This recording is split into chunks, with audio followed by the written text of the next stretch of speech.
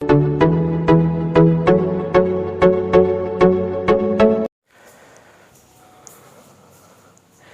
Student, welcome back to my channel या बालाजी आणि it's me Avinash शेंगडे. आणि या व्हिडिओ लेक्चरमध्ये आपण डिस्कस करणार आहे जे की आपले दोन रिमेनिंग राहिलेले जे आहेत, जे आहे तुमचे ॲम्फिबियन आणि त्यानंतर रेप्टाइल्स. हे जे दोन क्लास आहे, हे दोन क्लास आपण या व्हिडिओ लेक्चरमध्ये इन लाईन बाय लाईन काय करणार आहे, डिस्कस करणार आहे. ठीक आहे. जर तुम्ही नवीन आले असाल, पहिले एवढं लक्षात ठेवा की याच्या अगोदरचा जो क्लास आहे ज्याच्यामध्ये आपण सायक्लोस्टोमॅटा आणि फायसेस जे क्लास डिस्कस केलेला आहे, त्या तो व्हिडिओ जर नसेल बघितला, त्या व्हिडिओची लिंक डिस्क्रिप्शन बॉक्समध्ये आहे, ते तुम्ही चेक करा आणि तो व्हिडिओला तुम्ही एन्जॉय करा. ओके.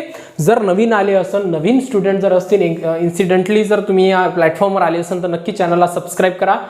10 पार्ट 2 चा टोटल सिलेबस आणि अनंतर तुमचे 11th 12th biology concept, 9th biology concept, सगळे कॉन्सेप्ट मी तुम्हाला क्लिअर करून देणार related to the biology. Clear आहे इथपर्यंत?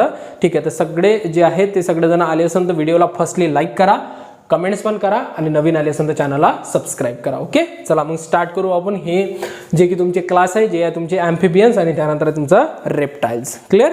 चला लाईन बाय लाईन पाहू आपण. बघा काय म्हटलेलं आहे, जे की ॲम्फिबियन्स आहे. ॲम्फिबियन्सचा मिनिंग पाहून घेऊ आपण. सगळ्यात पहिले काय होते ॲम्फिबियन्स म्हणजे नेमकं काय? ॲम्फिबियन्स म्हणजे नेमकं ज्याला आपण म्हणू शकतो की सेमी ॲक्वॅटिक, जे की तुमच्या पाण्यामध्ये पण राहू शकतात आणि जे की तुमच्या जमिनीवर पण राहू शकतात, त्याला ॲम्फिबियन. आपले ॲनिमल्स पण आहेत ॲम्फिबियन, काही प्लांट पण असतात. ओके. प्लांट ज्याच्यामध्ये किंगडम प्लांटी जे आहे त्याच्यामध्ये तुम्ही पाहिले असं 9th क्लासमध्ये तुम्हाला झालेलं आहे. ठीक आहे. प्लांट पण काय, काही ॲम्फिबियन्स आहेत, ॲनिमल्स पण आहे. पहिले एक्झाम्पल पाहून घ्या आपण. काय आहे, जसं की फ्रॉग आहे. एक फ्रॉग लक्षात ठेवा, एक ट्रिक्स आहे लक्षात ठेवण्याची. कसं आहे, एक फ्रॉग आहे, फ्रॉगमध्ये सगळे जे हे कॅरेक्टरिस्टिक आहे ते सगळे अप्लाय झाले पाहिजे आणि ज्यावेळेस तुम्हाला अप्लाय होतील तर त्यावेळेस सगळ्या गोष्टी क्लिअर होत जातात तुम्हाला. ठीक आहे. चला मग ॲम्फिबियन म्हणजे ज्याला आपण म्हणू शकतो की सेमी ॲक्वॅटिक, जे की पाण्यामध्ये आणि जमिनीवर पण राहू शकतात. काय म्हटलेलं आहे की these animals are the strictly aquatic. Strictly aquatic काय म्हणतात, during the larva life. Okay. इथपर्यंत कंप्लीट करून टाकू आपण. ड्युरिंग द लार्वा लाईफ काय म्हटलेलं आहे, these animal are the strictly aquatic. Strictly aquatic म्हणजे नेमकं काय, ज्यावेळेस ते लहान राहतात, लार्वा स्टेजमध्ये राहतात, ज्यावेळेस आपण म्हणू शकतो फ्रॉगचे जे लहान लहान लेकरं आहेत ना फ्रॉगचे, ते पाण्यामध्ये राहतात, त्याला जमिनीवर राहता येत नाही. म्हणून काय म्हटलेलं, ते पाण्यामध्येच रिस्पिरेशन करू शकतात. म्हणून काय म्हटलं, these are the strictly aquatic during, फक्त कोणत्या टाइममध्ये, तुमच्या लार्वा लाईफमध्ये. कोणत्या लाईफमध्ये? लार्वा ज्यावेळेस ते लहान राहतात त्याची लेकरं, त्या टाइममध्ये. त्यानंतर काय म्हटलंय, and perform the any aquatic respiration, sorry only aquatic. काय म्हटलं, perform the only aquatic respiration. फक्त पाण्याच्या अंदरमध्ये ते श्वास घेऊ शकतात. कोणत्या टाइममध्ये? लार्वा स्टेजमध्ये. क्लिअर? त्यानंतर समोर काय म्हटलेलं आहे की wears they can live the water as well as the land. ठीक आहे. वेअर, त्यानंतर काय म्हटलं, where they can live water as well as the land during the adult. ज्यावेळेस ते मोठे होतात, मोठे होणे म्हणजे अडल्ट होणे. क्लिअर आहे इथपर्यंत? ज्यावेळेस ते अडल्ट होतात ते कुठे राहू शकतात? बघा कुठे सांगितलेलं, तुमच्या वॉटरमध्ये पण आणि लँडमध्ये पण, म्हणजे जमिनीवर पण आणि पाण्यामध्ये पण. म्हणूनच त्याला ॲम्फिबियन असे म्हणतात. मी पहिले सांगितलं तुम्हाला. ओके. ज्यावेळेस ते मोठे होतात तर ते पाण्यामध्ये आणि जमिनीवर दोन्हीमध्ये राहू शकतात. During the adult life and perform the aquatic as well as aerial respiration. Aquatic पण ते रिस्पिरेशन करू शकतात पाण्याच्या अंदरमध्ये. जे फ्रॉग राहते, फ्रॉगची जे ज्याला आपण काय म्हणतो स्किन म्हणतो. ठीक आहे. स्किन थ्रू काय करू शकतात, ते रिस्पिरेशन करू शकतात, जे की पाण्याच्या अंदरमध्ये अडल्ट स्टेजमध्ये. आणि त्यानंतर काय, तुमचं एरियल रिस्पिरेशन. एरियल रिस्पिरेशन म्हणजे ऑब्व्हियसली गोष्ट आहे, त्याच्याकडे लंग्स प्रेझेंट आहे. लंग्स असल्या कारणानं ते लंग्स थ्रू पण रिस्पिरेशन करतात. म्हणून ते जमिनीवर आणि पाण्यामध्ये पण राहू शकतात. ठीक आहे. पहिला पॉईंट क्लिअर झाला. ठीक आहे. त्यानंतर बघा काय म्हटलेलं आहे की they have the 2 pairs of appendages. Appendages म्हणजे नेमकं काय, की म्हणू शकतो की पाय. तुम्हाला माहिती आहे की फ्रॉगमध्ये समोर 2 पाय राहतात, मागं 2 पाय राहतात. म्हणून म्हटलं की पेअर ऑफ अपेंडेजेस. हे एक पेअर झाली, ही अनदर पेअर झाली, म्हणजे 2 पेअर म्हटलेलं आहे. म्हणून काय, ठीक आहे, 2 पेअर ऑफ अपेंडेजेस. 2 समोरचे पाय राहतात, 2 मागचे पाय राहतात. क्लिअर? त्यानंतर काय म्हटलं की digits are without claws. Digit म्हणजे आपण म्हणू शकतो त्याला बोट. क्लिअर आहे? आणि क्लॉज म्हणजे काय होतं, तुमचे नख. ओके. जे की बोटाले त्याच्या नख प्रेझेंट राहत नाही. डिजिट आर विदाउट, त्याचे जे बोटं राहतात ना त्याला नख प्रेझेंट राहत नाही. म्हणून काय म्हटलेलं आहे, digit are without claws. Clear? Clear आहे पॉईंट? एकदम सोपे पॉईंट आहे. जर तुम्हाला थोडं फास्ट होत असेल तर तुम्ही पुन्हा पुन्हा पाहत चला, जे पॉईंट्स आहेत ते क्लिअर होऊन जातील तुम्हाला. त्यानंतर काय म्हटलेले, एक्झोस्केलेटन इज ॲब्सेंट. एक्झोस्केलेटन, बाहेरचं स्केलेटन त्याच्याकडे प्रेझेंट नसते. क्लिअर आहे इथपर्यंत? सगळ्या जणांना पाहिलेलं आहे फ्रॉग्सची. सगळ्या जणांना, सगळ्याच्या घरामध्ये फ्रॉग्स येऊन जातात. आजूबाजूला तुम्ही फ्रॉग पाहू शकता, त्याच्याकडे एक्झोस्केलेटन म्हणजे बाहेरचं स्केलेटन प्रेझेंट नसते. ठीक आहे. म्हणून काय म्हटलं, एक्झोस्केलेटन इज ॲब्सेंट. त्यानंतर काय म्हटलं की skin is without any derivatives and usually keep the moist for the respiration. आणि हाही पॉईंट समजणं गरजेचं आहे. त्याची जे स्किन आहे कुठे वेळेला आहे तुमची, त्याची जे स्किन आहे ते नेहमी काय लागेल तुम्हाला, मॉइस्ट लागेल. काय लागेल, मॉइस्ट. आणि त्याच कारणाने ते काय करू शकतात, रिस्पिरेशन करू शकतात. ओके, मॉइस्ट लागते त्याला. जर तुम्हाला याच्या अंदरमध्ये किंवा म्हणू शकतो की स्किन मॉइस्ट म्हणजे काय, चिपचिपी म्हणतो आपण, त्याच्याकडे तसे ग्लँड प्रेझेंट राहतात जे की त्याची स्किन कधी ड्राय होऊ देत नाही. ठीक आहे, काय लागेल तुम्हाला, मॉइस्ट स्किन लागेल फॉर द रिस्पिरेशन करण्यासाठी. ठीक आहे, स्किन ज्याला आपण मॉइस्ट म्हणजे चिपचिपी म्हणतो आपण त्याला. ठीक आहे, क्लिअर आहे इथपर्यंत, सिंपल पॉईंट आहे.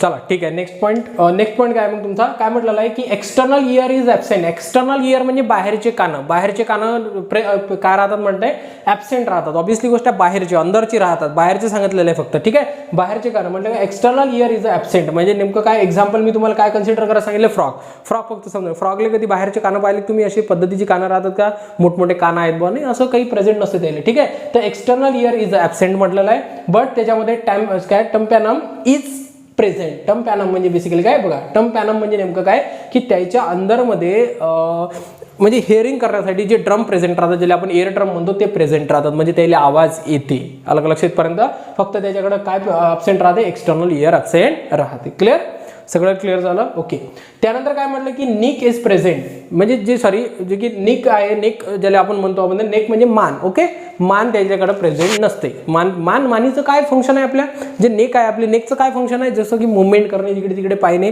फ्रॉग असं तसं पायताना तुम्हाला कधी दिसणार नाही. त्याला जर टर्न करायचं, ते जनरली समोर पाहून काहीतरी जम्प करून जात असतात, इकडे तिकडे ते पाहू शकत नाही. त्याचं कारण काय, त्याच्याकडे मान प्रेझेंट नसते. नेक इज ॲब्सेंट म्हटलेलं आहे त्याला. ठीक आहे, आय आर प्रॉमिनंट म्हणजे आय म्हणजे त्याचे डोळे प्रॉमिनंट राहतात, मोठे मोठे राहतात. त्यानंतर काय म्हटलं की विथ काय म्हटलेलं आहे, लीड्स म्हटलेलं आहे. काय, विथ लीड्स.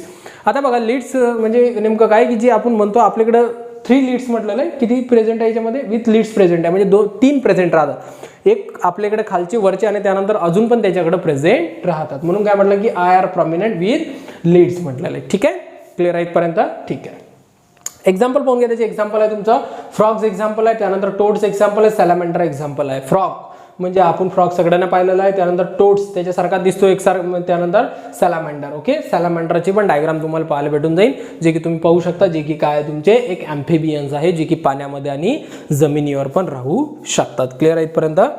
ठीक आहे, त्यानंतर बघा लास्ट म्हणजे जो की नेक्स्ट आहे आपला, तो आहे आपला रेप्टिलिया. काय तुमचा, रेप्टिलिया ज्याला आपण रेप्टाइल्स म्हणतो. काय म्हणतो आपण त्याला, रेप्टाइल्स, सरपटणारे. याला सगळ्यात जास्त लोक भेतात, सरपटणारे. जसं की टॉर्टॉइजले नाही, लेझार्ड, स्नेकले सगळेच जण भेतात, तर ते आहे तुमचे रेप्टाइल्स. काय तुमचे रेप्टाइल्स. क्लिअर आहे इथपर्यंत.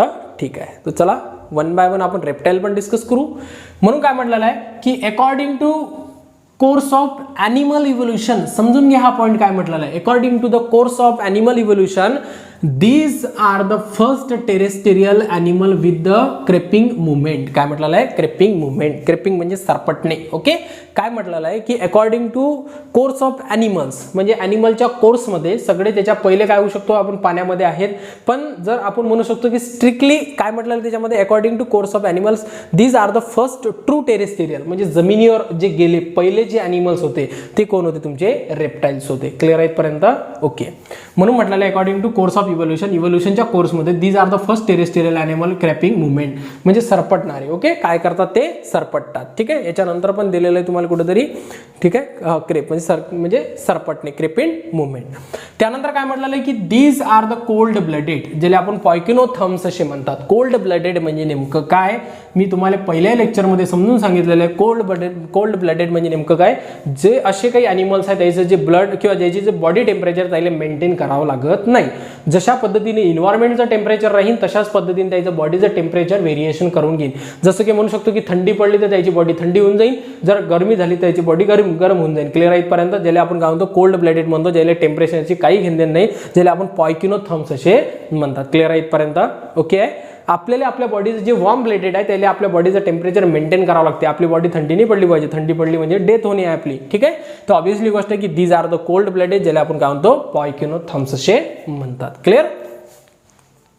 त्यानंतर काय म्हटलं की दे क्रेप ऑन अ लँड, हे तर सगळ्याला माहिती आहे सरपटतात. इथं एक्झाम्पल लक्षात ठेवा, स्नेक कधी पाहिलं का हवेत उडू राहिला, असं हवेत नसतात उडत स्नेक. ओके, त्यानंतर काय म्हणू शकतो की असं चालताना पाहिला का स्नेकले तर पायच नसतात किंवा अनदर नाही चालू शकत. ठीक आहे, ते काय करतात मग they are crepe on land म्हणजे सरपटतात. ते काय करतात सरपटतात.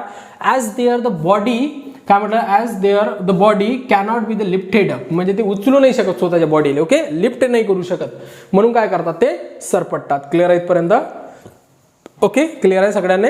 ठीक आहे, लिफ्टेड अप म्हटलेलं आहे. त्यानंतर 14 पॉईंट काय म्हटलेलं आहे की their skin is a dry and scaly, त्याची स्किन ड्राय राहते. आता ॲम्फिबियन सारखी त्याची स्किन ऑइली किंवा मॉइस्ट राहणार नाही.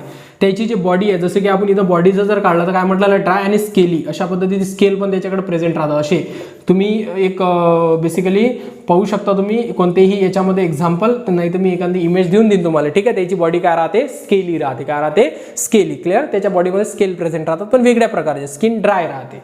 ठीक आहे, त्यानंतर काय म्हटलं की neck is present between the head and trunk. Head and trunk, ठीक आहे, लेझार्डचा एखादी डायग्राम पाहून घ्या किंवा कोणत्याहीची, तर त्याच्यामध्ये जे ट्रंकचा पार्ट राहतो आणि हेडचा पार्ट राहतो त्याच्या मधामध्ये काय प्रेझेंट राहतात म्हणजे नेक प्रेझेंट राहते. मान इकडे तिकडे ते म्हणू शकतो की त्याचे जे माउथ आहे ते फिरू शकतात.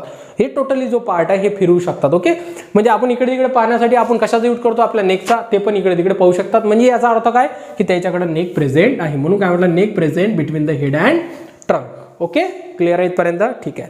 त्यानंतर काय म्हटलं की एक्सटर्नल इयर इज ॲब्सेंट. इथंही पण एक्सटर्नल इयर ॲब्सेंट आहे, म्हणजे बाहेरचे कानं नाही आहे. जसं की तुम्ही साप वगैरे पाहिले, सापाले बाहेरचे कानं आहेत का? सापाला बेसिकली कानच नसतात. असं नाही आहे, कानं नसते म्हणून छोटे छोटे एकदम स्मॉल जे साऊंड आहे ते ऐकू शकतात. ओके, त्यानंतर लेझार्ड वगैरे टॉर्टॉइज आहेत, याच्याकडे एक्सटर्नल इयर्स नसतात, बाहेरचे कानं. जसं की आपल्याकडे बाहेरचे कानं प्रेझेंट आहे, हे प्रेझेंट नसतात, म्हणजे कानं असतात त्याले. पण एवढं लक्षात ठेवा की जनरली जे रेप्टाईल्स आहेत त्याला त्या पद्धतीनं आवाज येत नाही. ओके, म्हणून काय म्हटलं एक्सटर्नल इयर इज ॲब्सेंट. त्यानंतर काय म्हटलं digit are prominent and with claws, त्याचे जे बोटं राहतात प्रॉमिनंट राहतात आणि त्याच्यावर नख प्रेझेंट राहतात, ज्याला आपण क्लॉज म्हणतो. ठीक आहे, काय म्हटलेलं आहे digit are provided with claws, sorry काय म्हटलेलं आहे digit are provided with claws आहे, म्हणजे त्याचे जे नख जे बोटं आहेत त्याच्यावर नख प्रेझेंट आहे. ठीक आहे, जसं की एक्झाम्पल तुमचं पाहू शकता, त्याच्यामध्ये एक्झाम्पल काय तुमचा टॉर्टॉइज आहे, त्यानंतर काय तुमचं लेझार्ड आहे आणि त्यानंतर काय तुमचं स्नेक एक्झाम्पल आहे, जे की कशामध्ये तुमच्या रेप्टाईल्समध्ये येते. कुठे तर तुमच्या रेप्टाईल्समध्ये. क्लिअर आहे इथपर्यंत? सगळ्याला समजलं? सगळे पॉईंट क्लिअर आहे? जर नसेल समजलं तर पुन्हा व्हिडिओ पहा. सगळ्या गोष्टी मी तुम्हाला लाईन बाय लाईन एक्सप्लेन करून सांगितलेलं आहे. तरी पण काही समजलं नसेल तर कमेंट्स करा, डाऊट्स असेल तरी पण कमेंट्स करा, आणि जर समजलं असेल तरी पण कमेंट्स करा, आणि जर नवीन आले असेल तर चॅनलला नक्की सबस्क्राईब करा, आणि ज्याला जरूरत आहे त्याला नक्की शेअर करा. ठीक आहे, थँक्यू.